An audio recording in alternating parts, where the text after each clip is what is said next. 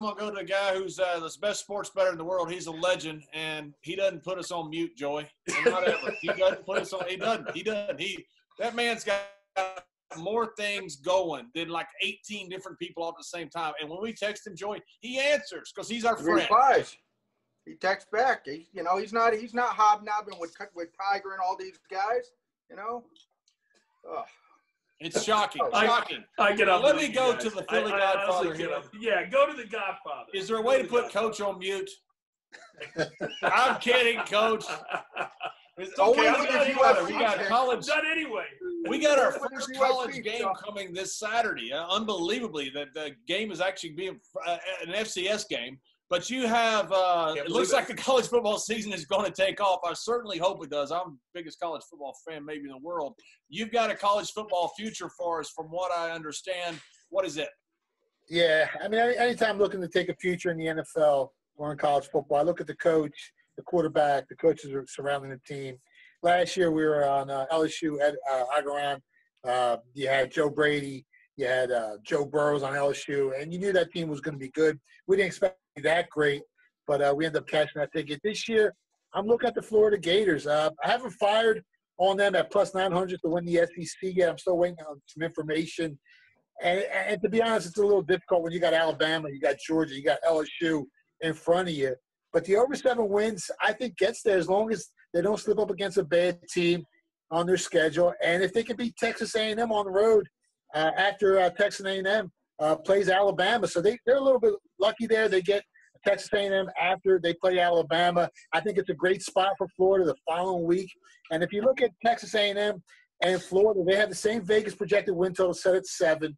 But the Gators, in my opinion, are the better team. And the market basically reflects that as well, with Florida having the 4th best odds to win the SEC at plus 900 and A&M's at plus 1,400. Now, they also have a shot of beating LSU at home this year. This team played LSU last year tough in Week 7. They lost 42-28. Trask threw for over 300 yards. He actually had more passing yards than Joe Burrows in that game. Now you subtract Joe Burrows and the 30 other players that LSU lost from last year's roster, they definitely got a shot to make that happen. LSU also lost their great offensive coaching mind in Joe Brady. He went to the Carolina Panthers. So that really hurts this team.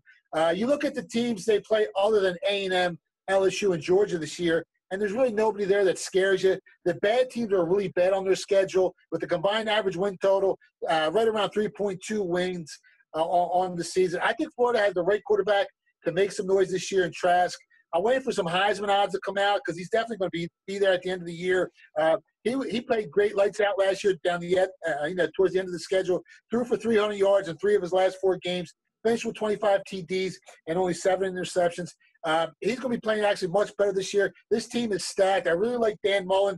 He's a local guy. He was actually born at the same hospital as I was in Drexel Hole, Pennsylvania. He won a state championship for Trinity High School in New Hampshire. This guy's a proven winner. If you look at the quarterbacks that he's coached, Alex Smith, Dak Prescott, Tim Tebow, he was under the Ohio State coach.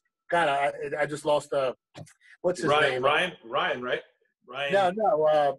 What's his name? Urban Meyer. Urban Meyer. He was under him, so he learned a lot from that. He was 69-46 at Mississippi State. He's 21-5 at Florida. I like their defensive coordinator, Todd. I think his name is Todd Grantham. Florida's defense has been one of the top, one of the best in the nation over the last 2 years. I mean, to me, over 7 wins definitely has a shot.